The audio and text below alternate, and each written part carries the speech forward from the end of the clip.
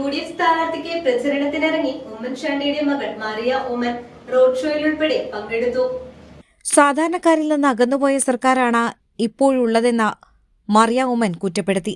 പുതിയ UDF സർക്കാർ അധികാരത്തിൽ വരുമെന്ന് ഉറപ്പായ കാര്യമാണെന്നും മറിയ ഉമ്മൻ ആത്മവിശ്വാസം പ്രകടിപ്പിച്ചു. കഴിഞ്ഞ 10 വർഷം മുമ്പ് എല്ലാവർക്കും ഇവിടുന്ന് കേരളത്തിലെ ഏതൊരു മനുഷ്യനും ഏതൊരു വ്യക്തിക്കും സെക്രട്ടേറിയറ്റിലേക്ക് ചുമ്മാ കയറി ചെല്ലാമായിരുന്നു.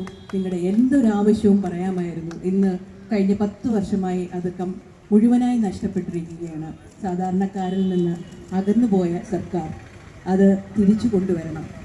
ഒന്നാമത് നമ്മൾ ചുറ്റുവട്ടം നോക്കുകയാണെങ്കിൽ മനുഷ്യത്വവും കരുണയും ഇല്ലാത്ത മുഖങ്ങൾ മാത്രമേ കാണാറുള്ളൂ.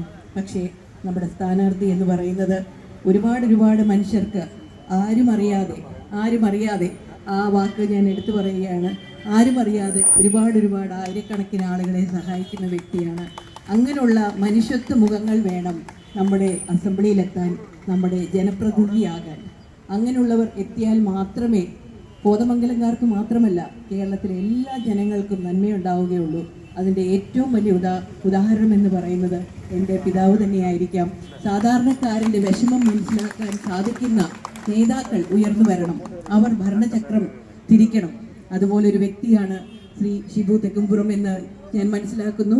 കോതമംഗലത്തെ UDF സ്ഥാനാർത്ഥി ഷിബു തെക്കുംപുറത്തിന്റെ പ്രചരണാർത്ഥമാണ് മറിയ ഉമ്മൻ കോതമംഗലത്തെത്തിയത്. മറിയ ഉമ്മന്റെ നേതൃത്വത്തിൽ വനിതാ റോഡ് ഷോയും നടന്നു. കോതമംഗലം KSRTC ജംഗ്ഷനിൽ നിന്ന് ആരംഭിച്ച റോഡ് ഷോ മുനിസിപ്പൽ ജംഗ്ഷനിൽ സമാപിച്ചു. നൂറുകണക്കിന് വനിതകളാണ് ഷിബു തെക്കുംപുറത്തിന്റെ പ്രചരണാർത്ഥം നടന്ന റോഡ് ഷോയിൽ പങ്കെടുത്തത്.